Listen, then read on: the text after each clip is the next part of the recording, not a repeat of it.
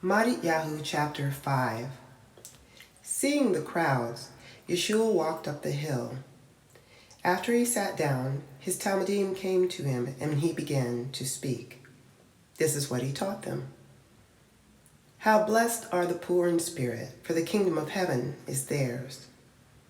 How blessed are those who mourn, for they will be comforted. How blessed are the meek, for they will inherit the land.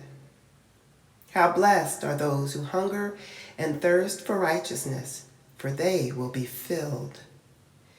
How blessed are those who show mercy, for they will be shown mercy. How blessed are the pure in heart, for they will see God. How blessed are those who make peace, for they will be called sons of God. How blessed are those who are persecuted because they pursue righteousness, for the kingdom of heaven is theirs.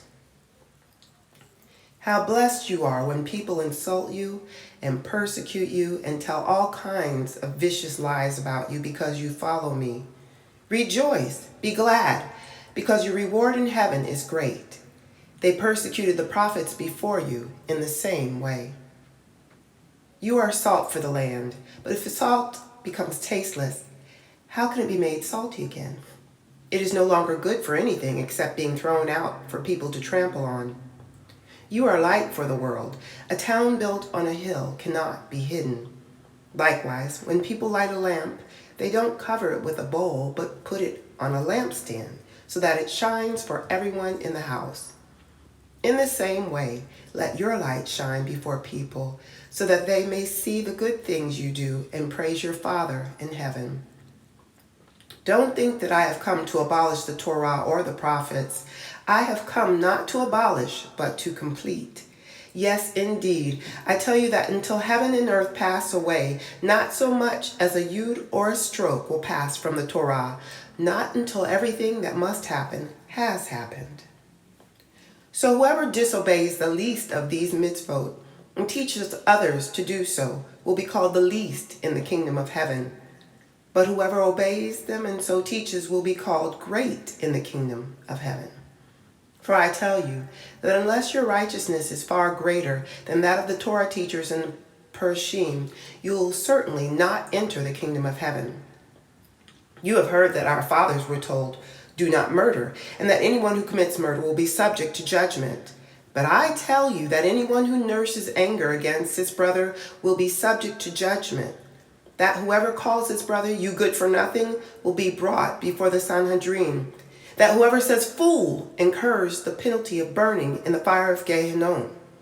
So if you are offering your gift at the temple altar and you remember there that your brother has something against you, leave your gift where it is by the altar and go, make peace with your brother. Then come back and offer your gift. If someone sues you, come to terms with him quickly while you and he are on the way to court, or he may hand you over to the judge, and the judge to the officer of the court, and you may be thrown in jail. Yes, indeed, I tell you, you will certainly not get out until you have paid the last penny. You have heard that our fathers were told, "Do not commit adultery."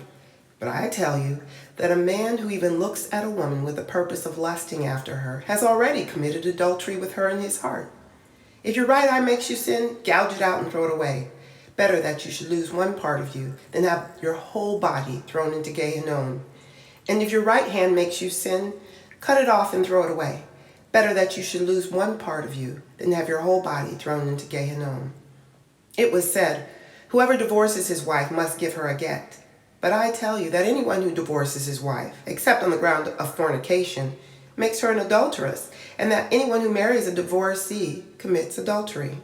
Again, you have heard that our fathers were told, "Do not break your oath, and keep your vows to Yehovah." But I tell you not to swear at all, not by heaven, because it is God's throne, and not by the earth, because it is his footstool, and not by Yerushalayim, because it is the city of the great king. And don't swear by your head, because you can't make a single hair white or black. Just let your yes be a simple yes, and your no a simple no.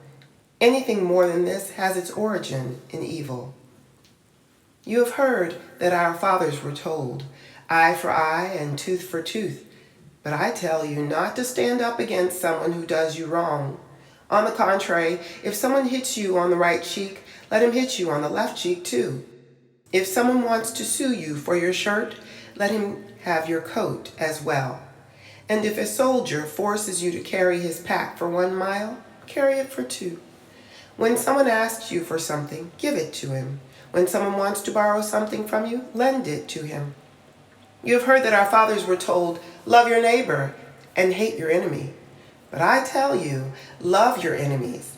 Pray for those who persecute you. Then you will become children of your Father in heaven, for he makes his sun shine on good and bad people alike, and he sends rain to the righteous and the unrighteous alike. What reward do you get if you love only those who love you? Why, even tax collectors do that. And if you are friendly only to your friends, are you doing anything out of the ordinary? Even the Goyim do that. Therefore, be perfect, just as your Father in heaven is perfect.